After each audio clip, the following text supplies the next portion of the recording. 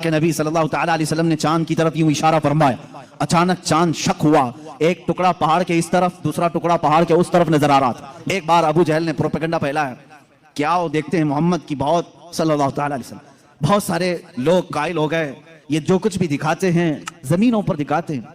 خط لکھ کر کے یمن کے ایک بہت معزز شخص جن کو حبیب یمنی کہتے ہیں بلایا، ابو جہل کی اچھی دوستی تھی، تجارت کی ساتھی داری رہی ہوگی۔ حبیب یمنی کو کہا ہمارے ہاں ایک ایسا شخص نکلا ہے جو ایسے ایسے دعوے کر رہا ہے، آؤ۔ اس حبیب نے کہا میں تو اپنی آنکھوں سے آ کر کے دیکھوں گا، اگر وہ جادوگر ہے تو میں سمجھ جاؤں گا کہ وہ کیسے جادو کرتا ہے، مجھے بھی تھوڑا علم ہے۔ وہ شخص حبیب یمن سے نکل کر کے مکہ آیا۔ ابو جہل نے سارے لوگوں کو جمع کیا، محمد عربی صلی اللہ تعالی علیہ وسلم کے پاس آئے اور کہا اگر آپ اللہ کے رسول ہیں اور آپ جو کچھ دکھاتے یہ معجزہ ہے تو اب ہمیں زمینی معجزہ، زمینی کرتب کی ضرورت نہیں، اس لیے کہ مکہ والوں کا یہ عقیدہ تھا جادوگر جو بھی دکھا سکتا ہے وہ زمین پہ، آسمان پہ نہیں دکھائے گا، آسمان پہ جادو نہیں چلتا۔ آج بھی کوئی جادوگر آسمان پہ جادو کر کے دکھائے نہیں چلے گا۔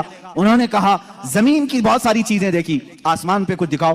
یہ 14ویں عید کا چاند اس رات چمک رہا تھا۔ حضور پاک صلی اللہ تعالی علیہ وسلم نے فرمایا کہ اگر میں اس چاند کو 2 ٹکڑوں میں تبدیل کر دوں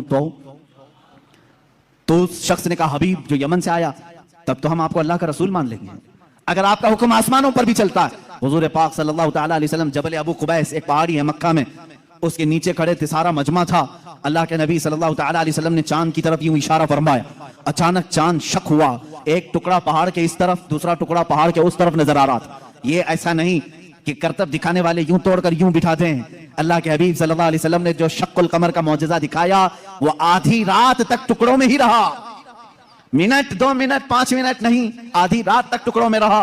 اور یہ بات صرف مکہ والوں نے نہیں، جادو ہو تو سامنے والوں کو دکھے، میاں اب تو کمال آسمان پر ہوا ہے۔ چاند ایک شہر میں طلوع نہیں ہوتا، پوری دنیا میں طلوع ہوتا ہے، پوری دنیا میں۔ اب میں آپ کو بتاؤں چند تاریخی باتیں۔ ہندوستان کی سرزمین پر بھی چاند کے ٹکڑے ہوتے ہوئے دیکھا تھا۔ راجہ چرمن جو کاسرگوڑ کیرلا کے رہنے والے، آج بھی اس راجہ کا فورٹ موجود ہے، وہاں سے اس نے چاند کے 2 ٹکڑے ہوئے دیکھا اور اس نے اس رات کو نوٹ کر کے رکھ لیا کہ فلاں فلاں رات چاند کے 2 ٹکڑے ہوتے ہوئے میں نے دیکھا ہے۔ پھر جب حضرت مالک بن دینار تشریف لائے ہیں، ہندوستان آئے ہیں اور ان کے کمالات کو دیکھ کر کے اس نے کہا ایک رہسیہ ہے، ایک معمہ ہے جو حل نہیں ہوتا، میں نے ایک رات چاند کے 2 ٹکڑے ہوتے ہوئے دیکھا ہے۔ حضرت مالک بن دینار نے کہا وہ میرے آقا کی انگلیوں کی برکت تھی۔ کہا وہ کون ہے، کہاں رہتے ہیں؟ کہا وہ مکہ مکرمہ میں ہیں۔ رسول کریم صلی اللہ تعالی علیہ وسلم کے متعلق مالک بن دینار نے جب بتایا، اس راجہ نے اسی وقت سفر کا ارادہ کیا اور اپنے کچھ ساتھیوں کے ساتھ سفر کے لیے روانہ ہوا۔ مکہ